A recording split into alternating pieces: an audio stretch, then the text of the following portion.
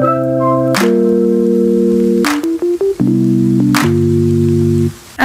kembali lagi di Sarhan Channel. Kali ini Sarhan Channel akan membahas tentang evaluasi pembelajaran. Nah, sebelum dimulai, tak lupa kalian like, subscribe, juga klik loncengnya ya, agar tidak tertinggal materi-materi tentang pembahasan P3K.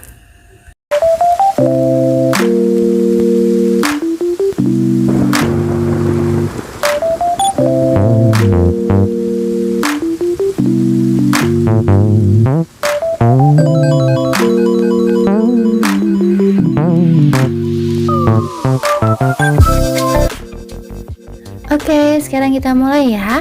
Coba perhatikan gambar tentang hubungan evaluasi, tes, pengukuran, dan penilaian. Masing-masing memiliki arti dan fungsi yang berbeda-beda. Namun semuanya tak dapat dipisahkan dalam dunia pendidikan sebab semuanya memiliki keterkaitan dan hubungan yang erat. Sebelum memahami hubungan antara evaluasi, tes, pengukuran, dan penilaian, kita pahami dulu pengertiannya masing-masing. Yang pertama yaitu evaluasi. Evaluasi dapat dinyatakan sebagai suatu proses pengambilan keputusan untuk mengetahui sejauh mana keberhasilan suatu program dengan menggunakan informasi yang diperoleh melalui asesmen dan pengukuran hasil belajar, baik yang menggunakan instrumen tes maupun non-tes. Di sini kata kuncinya yaitu melalui proses asesmen, pengukuran, dan tes. Sedangkan asesmen atau penilaian adalah dalam pembelajaran suatu usaha untuk mendapatkan berbagai informasi secara berkala, berkesinambungan, dan menyeluruh tentang proses dan hasil dari pertumbuhan dan perkembangan yang telah dicapai oleh anak didik melalui program kegiatan belajar. Kata kuncinya adalah merupakan penilaian proses, kemajuan, dan hasil belajar siswa. Pengertian dari tes merupakan suatu alat penilaian dalam bentuk tulisan untuk mencatat atau mengamati prestasi siswa yang sejalan dengan target penilaian. Kata kuncinya yaitu alat ukur hasil belajar siswa.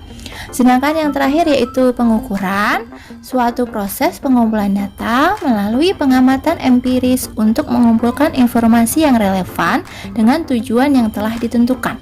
Dalam hal ini, guru menaksir prestasi siswa dengan membaca atau mengamati apa saja yang dilakukan siswa, mengamati kinerja mereka, mendengar apa yang mereka katakan, dan menggunakan indera mereka seperti melihat, mendengar, menyentuh, mencium, dan merasakan.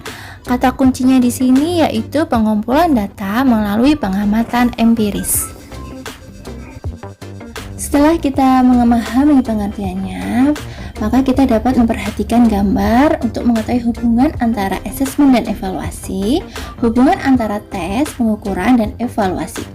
Di sini hubungan antara asesmen dan evaluasi merupakan proses pengambilan keputusan terhadap data atau hasil yang diperoleh melalui asesmen. Sedangkan hubungan antara tes, pengukuran, dan evaluasi, setelah kemampuan siswa diukur dan dinilai, mereka dapat dievaluasi berdasarkan data-data dari pengukuran dan penilaian tersebut.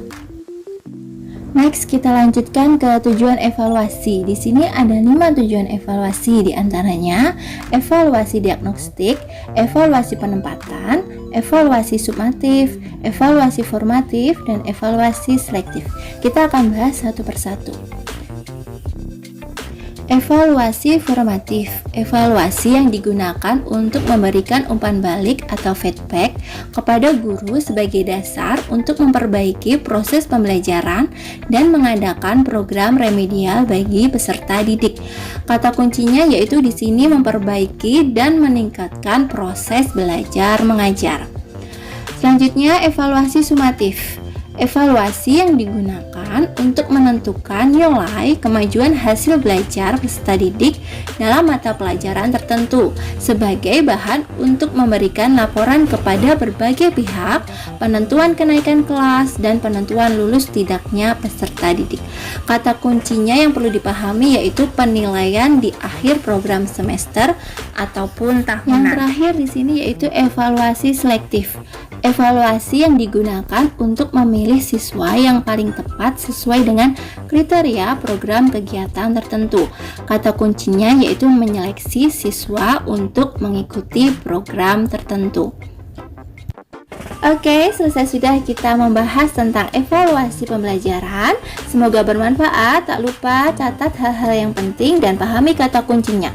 Bagi kalian yang ingin bergabung di Telegram P3K Milik Sarhan, silahkan klik di deskripsinya.